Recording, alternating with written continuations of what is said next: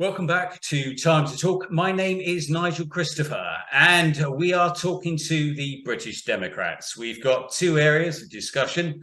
The first one is the threat of rejoining the EU, the European Union, and also speeches by Suella Braverman, the Home Secretary for the Conservative Party. She's been out in Washington, D.C. She has been on radio programmes. She's been mentioned in, I would say, every single newspaper in the United Kingdom concerning illegal immigration, which is not just affecting the UK, it also concerns other countries, the United States, the whole of Europe, and many other very well developed countries. So, Roberta Woods, if I could introduce yourself and ask you all about your views on the threat of rejoining the EU, the European Union. Do you think it's a high threat, medium threat, no threat? I'll pass the microphone over to you. Well, I don't think there's any threat, actually, because even if there was an appetite to rejoin, I think by the time they'd negotiated rejoining, the whole edifice of the EU would have collapsed anyway, because it's in dire straits at the moment. We would also have to join the euro. We'd have none of our opt-outs that we'd negotiated previously. So if we join the euro, then we'd have all the euro bailouts for the poorer countries, because everyone, they're all in dire straits. Even the previous powerhouses of the EU, France and Germany, we're actually outperforming them, you know, on the economy. You know, they got the issue about immigrant quotas that people are not happy with. Countries like Poland, Czechoslovakia, Hungary, they don't want to take these quotas from the EU. Poland, you know, there were migrants that were heading towards Poland from Belarus, and the Polish have got a barbed wire fence, so they manned it with soldiers, and you know, and none of those were allowed to enter. So, you know, the Eastern European countries, they want to take out of the EU, you know, what's good for them. They don't really want to abide by the rules. And of course, they're also on the issue of Ukraine. You know, they're not all singing from the same hymn sheet, especially with this import, this grain from Ukraine, which the Czech and the Polish didn't want, because it was undercutting their own farmers. So, you know, a lot of these Eastern European countries, they really, you know, they're more interested in their national interest rather than whatever's good for the EU, which is good for them, but then really they should never have joined the EU. But they were okay with it all the time. They're taking money out of it. As I say, we're outperforming the EU, even though the mainstream media doesn't give us credit for that. Even Keir Starmer is not talking about rejoining. He's just talking about, you know, stronger ties maybe. And the thing is, there was this recent thing with the European Court of Justice, right? So we're supposed to be out of the EU, but we're not. We're still signed up to, you know, the ECHR and the European Court of Justice, and they issued a fine which was really for Northern Ireland using red diesel. So it was a 30 million euro fine, and they imposed it on us, on the UK government. So we haven't properly left, really. So, okay, well, thanks very much indeed, Roberta, for that. I'll now move over to British Democrat Councillor Lawrence Rustem. Councillor Rustem, what's your view? Do you think there's any threat at all of joining the EU? Do you think it possibly could happen? Do you think this is going to reignite? You tell me. Just making a few notes of what Roberta was saying. I'll take a different stance. I think there's always a threat. because the Labour Party is, in my view, more Europhile than even the liberal left wing of the Tory Party. And I think some of the notes that I was making as Roberta was speaking was that she was saying that Keir Starmer is not really talking about rejoining the EU. Of course, he's not going to talk about rejoining the EU, because where a majority voted in favour of leaving the EU, he won't want to upset his base support, which is, you know, the white collar workers that wanted to leave, that still will vote Labour. So he won't want to upset them. And so if he doesn't talk about it, then it's kept quiet, and it doesn't look like he's pro wanting to rejoin. Of course he would be. And my feeling and my instinct tells me that what he's probably doing is, like all politicians do, they play politics. That's their trade. So what he's doing is keeping it quiet. And you know, other media commentators have said that what he's probably doing is he's receiving advice on the quiet from Tony Blair. Tony Blair is a rank and file globalist, pro-Euro EU fanatic. So if he's receiving advice from the likes of Tony Blair is probably, I'm guessing, telling him to keep quiet about his desire for rejoining the EU. Because if he starts talking about, I want to rejoin the EU, then he's not going to win on board the masses of numbers that he's going to need to carry him to number 10. There is still a danger that the Tories, as far as Labour are concerned, could win the general election. I don't think they will. They've done so much damage, not from outside the Tory party, but from within their own rank, from within their own policies and everything else they've followed. They've been a disaster unto themselves, and quite rightly too. Anything that, in my view, in the view of any decent, sensible nationalist, is one that anything that helps to destroy the Tory party, is welcome. So they're not going to. Yeah, that's very, very interesting, Councillor. Perhaps I can move over to Matt Godden now. Matt, you tell me, what's your opinion? Is there a big threat, no threat? What do you think?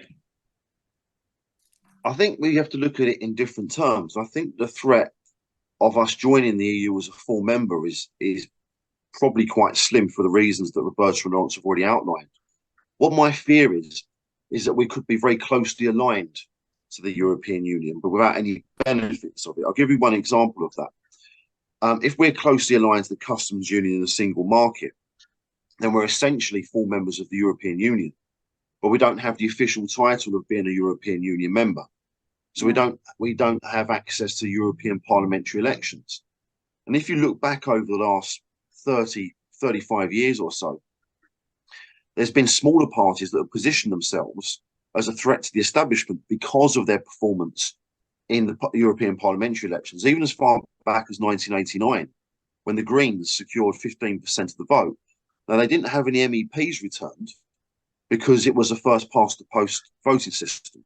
That was amended a few years later. UKIP in 1999 had 3 members returned, and a few years later, the British National Party, another small party, had 2 members returned.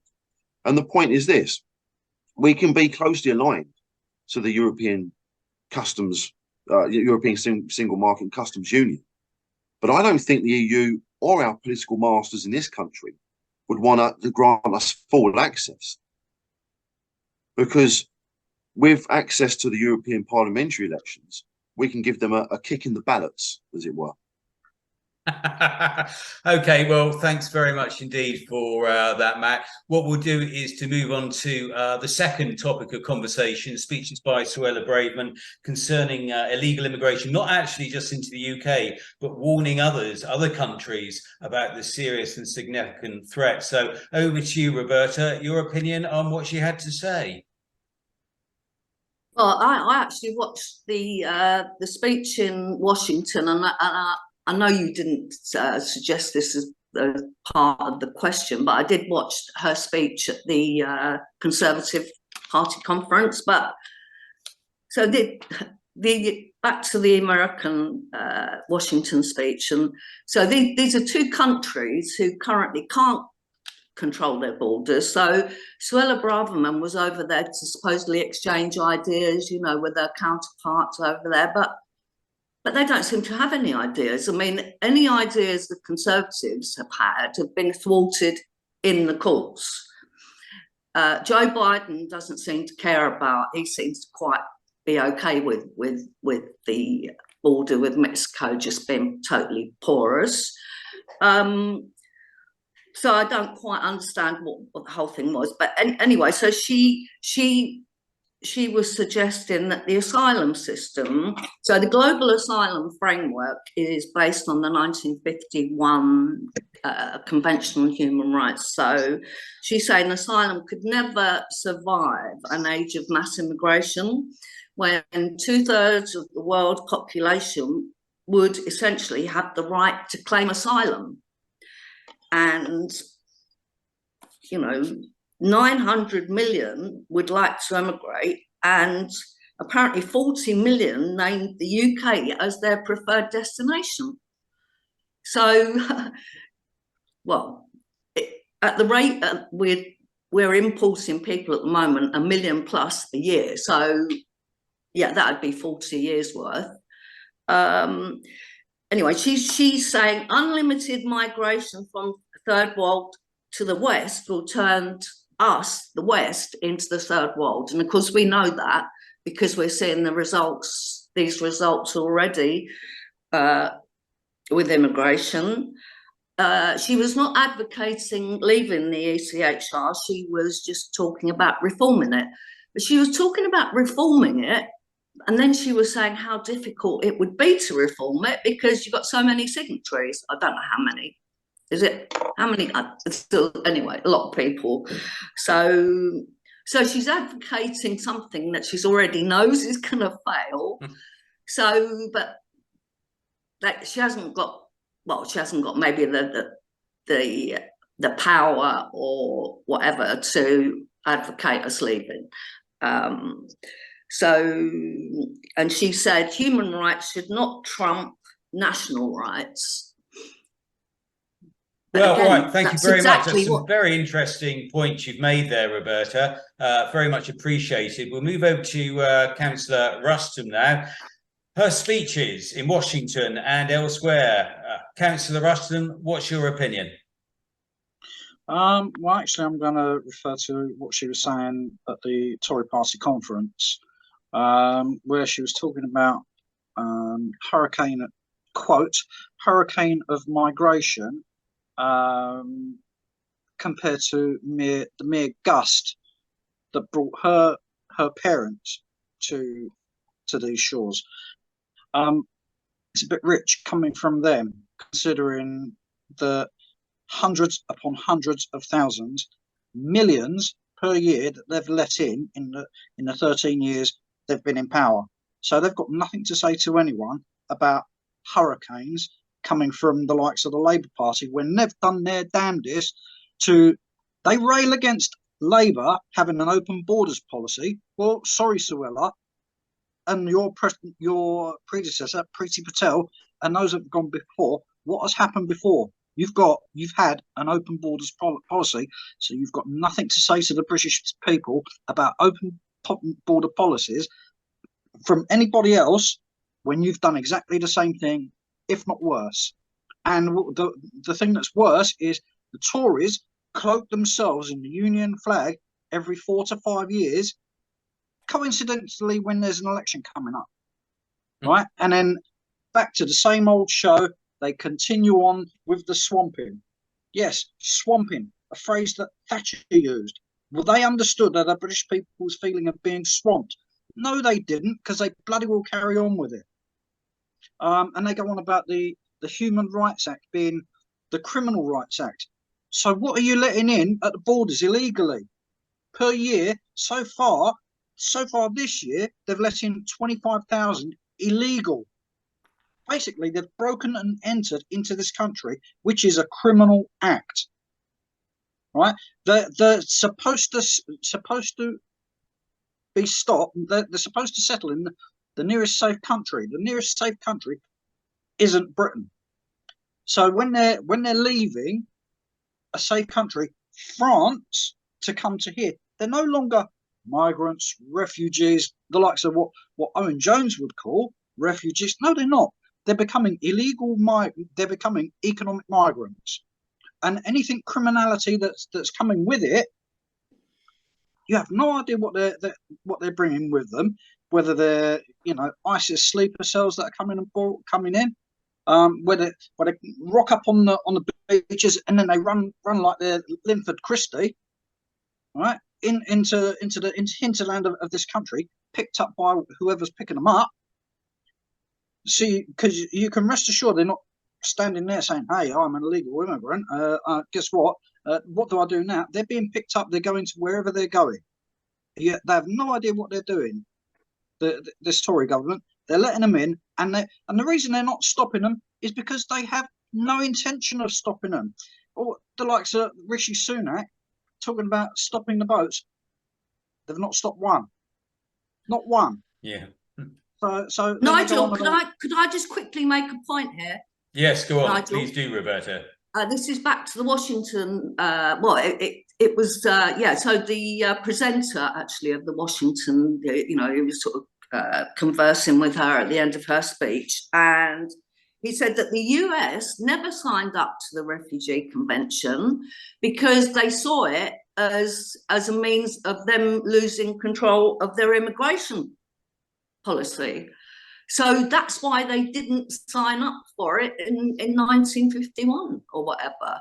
So, yeah, okay. Okay, well, thank you very much indeed for that, Roberta. Moving on to Matt. Matt, you're our final speaker on the final subject in this particular programme. Over to you. Do you think she's done a good job, a bad job? What do you make of what she had to say?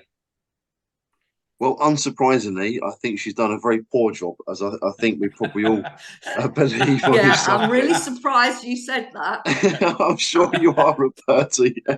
I mean, this hurricane of migrants coming to the UK. Yes, indeed, I believe there is a hurricane of migrants coming to the UK. But if we look back, not just in her speeches, but in what she's actually managed to achieve in slowing down the process or even reversing the process, it is absolutely nothing at all. I've made some notes here, for example, and she says, and I quote, "We will do whatever it takes to stop the boats and deter bogus asylum seekers." Well, she hasn't done anything to deter the boats. She's done nothing to deter bogus asylum seekers at all. And to give you an example, in the recent months and year or so, she has boasted of flights taking off to Rwanda, which would have been carrying some of these bogus asylum seekers. We've all heard of the policy, we're all aware of it. These flights are meant to have taken off back in the summer. Not one has taken off. Yeah. She's been asked about her intention of housing migrants on a floating boat in the port of Portland in Dorset. And of course, in true Suella Braverman fashion, that never happened. I'm not suggesting it's right that it should happen or not. I'm not casting judgment in that sense, but whatever she attempts to do on this subject, she never really gets to grip with it. And I don't think that the will is there. And as Lawrence correctly said in his speech, this happens time and time again under the Conservatives. We know that when there's this bluster about immigration, there tends to be a general election fast approaching. But the same could be said of the Labour Party as well. It's essentially our political class. They talk tough, but they are not tough. they're very weak on this issue and others. Okay, well, thanks very much indeed for that, Matt. And I'd like to Sorry, thank can all I- three sorry, of you for Nigel, actually can I appearing just on the make- show. And if there are actually any, sorry, did you want to say something, Roberta? Yeah, I just want to make one quick point that Suella said that the UK's optimal immigration figure is not 0, right? So in other words, she's not saying they want to stop immigration, okay?